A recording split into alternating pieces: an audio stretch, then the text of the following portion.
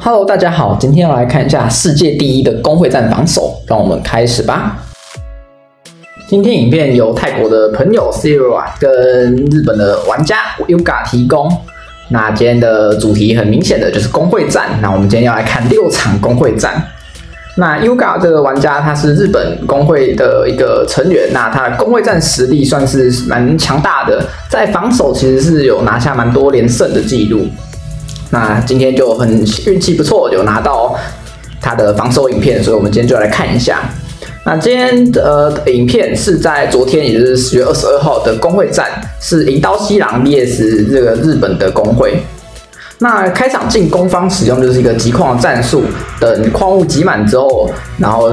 再一次放虫。那也是一开始先用坦克来卡战线跟囤矿。那在双方交锋之后，一下子对手的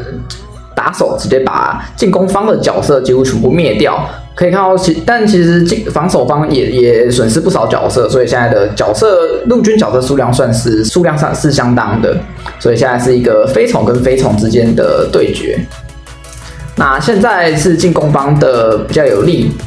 现在塔城的血量比是376比367，不过我方是水飞，这个塔城是水塔的关系，所以水飞的攻击力会乘以2倍，因此他打塔一下就是可以打2下。那最后陆军也被击溃，所以陆军也开始摸塔，所以第一场防守方胜利。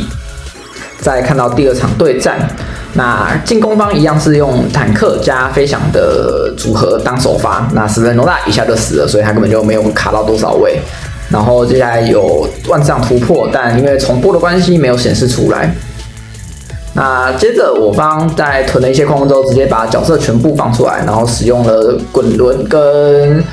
藤蔓，那把对手先牵制。那 AI 也有反制，所以现在双方是直接重回中线来对打。那我方刚刚有诱惑到一只对手萝卜熊大，那只萝卜熊被诱惑之后，只有被对手打手打掉了，所以变相清除对手一只坦克。那这场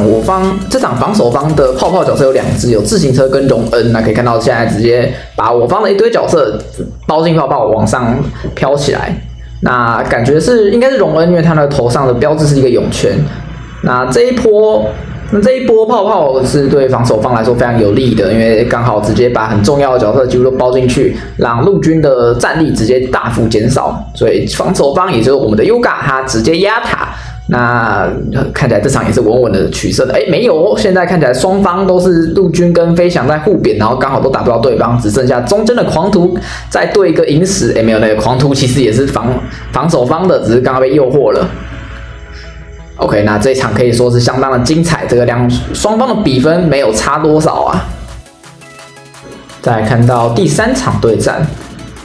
第3场对战，进攻方的首发是使用了雅尔贝德跟死神熊大。那雅尔贝德的9星能力其实真的是蛮弱的，在 PVP 当中完全没有用，所以在公会战当中，他能用的就是诱惑抗性，可以来防一下对手的艾勒。这时候进攻方已经的角色都没了，那防守方直接压过来。那囤矿一阵子之后呢，全部卷回去，一次把角色放出来。之后象神直接冲到对手门前，直接压塔。不过但这时候有用剑雨，所以稍微有灭掉对手的几只打手。不过这时候对手也就是我们的 Yuga， 他的荣恩跟自行车有发威了，直接把泡泡弄在我方的后排角色。那还好我方还有那个圣光，所以直接解除负面效果，让我方的角色可以继续活动。那这时候陆军是这个战线是有点混乱的，像防守 Yuga 电制是直接在进攻方的门前，那我方大部分的角色是在对手的门前。那飞翔角色水飞是已经成功抵达对手的门前，是开始在偷塔，所以现在的比分落差蛮大的，是366比378。但进攻方是2只飞翔都已经在门前，所以而且也有水飞，所以那个也是一下可以拿到2分加1分的部分，所以他也是3分3分在拿。所以现在看起来可时间到了，所以我方再次取得胜利。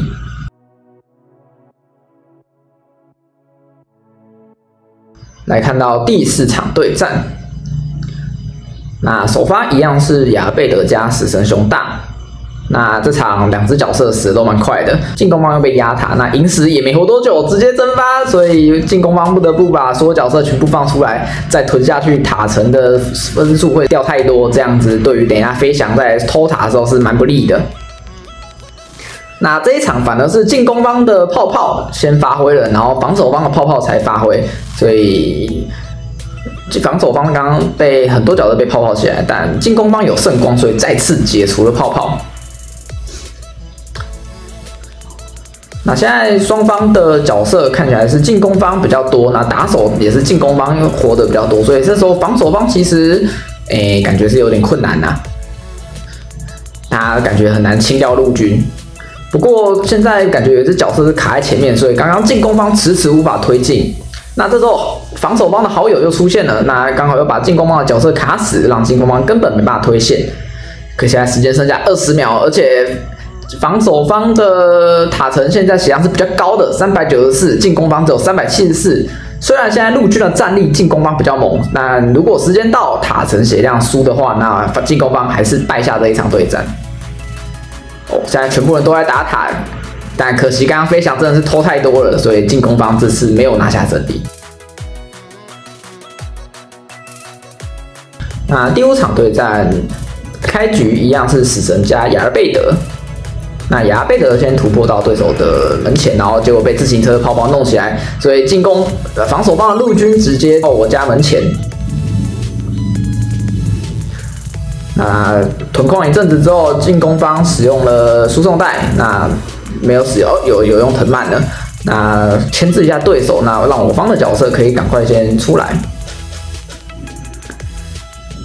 那双方交界的时候，是进攻方先下剑雨，那感觉这个剑雨是没有带走对手太多的角色，很多关键角色都还留着，像荣恩跟狂徒，还有一个对空跟寺院，那稻草人也还活着，所以这时候对进攻方来说还是相当不稳定的。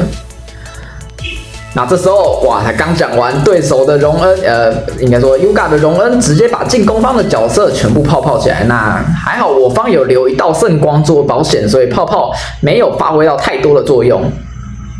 对，刚讲完，结果泡泡又直接发挥起来，还甚至比上一波还更猛，把所有角色全部飘起来。哇，这个进攻方现在的战斗力是相当的薄弱啊。所以可以看到 Yuga 的红萝卜直接到对手门前卡位，现在这个进攻方相当的难缠，他的陆军有优势，可是还是输在水飞身上。